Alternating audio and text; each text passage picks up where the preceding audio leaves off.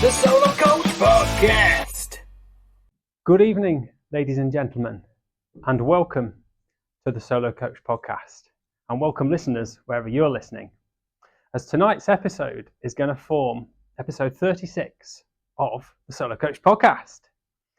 So this year I've launched a podcast. Episode 1 I launched back in January this year, and I've got 35 live episodes, and tonight's episode is episode 36. Tonight I want to share with you the 3 main things that I've learned, my 3 main takeaways from starting a podcast. But before I do that, a little bit of context. The Solo Coach Podcast, I founded it, the purpose behind it was to share the inspiring stories of people who have taken the path less followed, people who have done something unconventional, and to inspire, to motivate, and empower my listeners. I've got, as I mentioned, 35 episodes live. It's broadcast across 4 different platforms, and I have just over 2,500 listens so far. That brings me on to point number 1.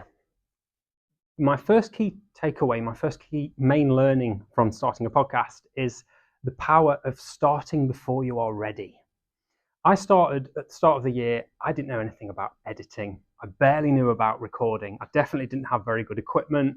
I didn't have a jingle. I didn't know how to upload it to one platform, nevertheless 4. And don't even get me started with the social media, carousel, reels, all that business. Didn't know anything about that either. So I felt very unprepared and ill-equipped.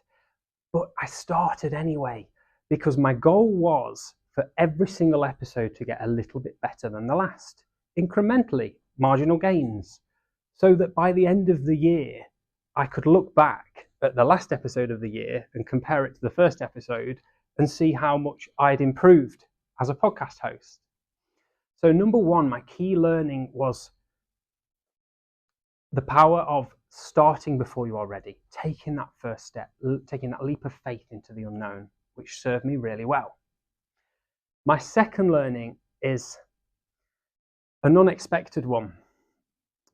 Inviting someone to guest on your podcast, on your show, inviting someone to come along and join you for an interview is the single most empowering and uplifting thing you can do for another human being, or one of, I should say.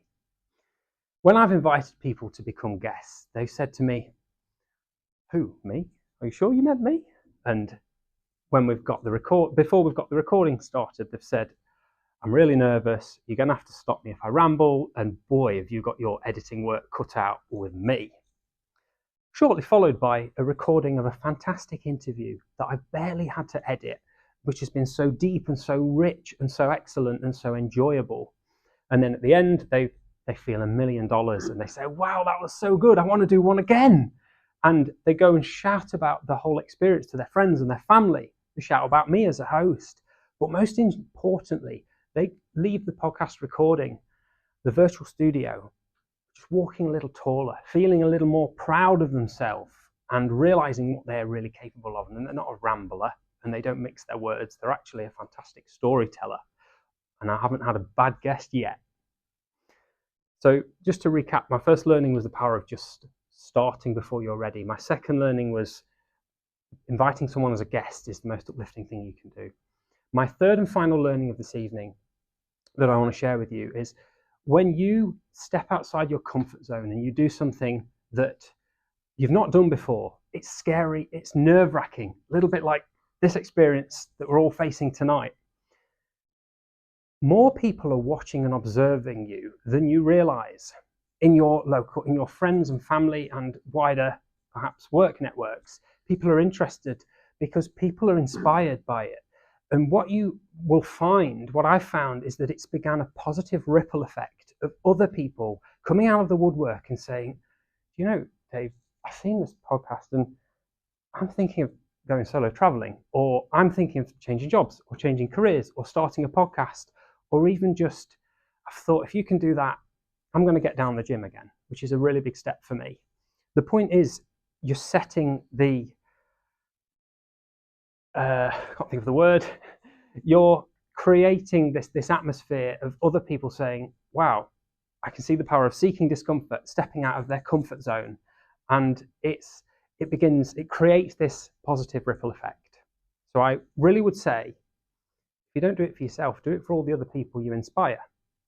Which brings me on to my conclusion of this evening. So if there's something that you're thinking that you'd like to do, whether it's start a podcast, change jobs, change careers, start a new hobby, or come and join Toastmasters, doesn't matter what it is, I would implore you to start before you feel completely ready. I wasn't completely ready to start the podcast, and I definitely wasn't completely ready for Toastmasters, but I started anyway. And you may well find that making that decision and leaping before you're quite ready, taking that leap of faith, may be the single best thing that you ever do. So thank you for joining me for tonight's episode. Thank you very much.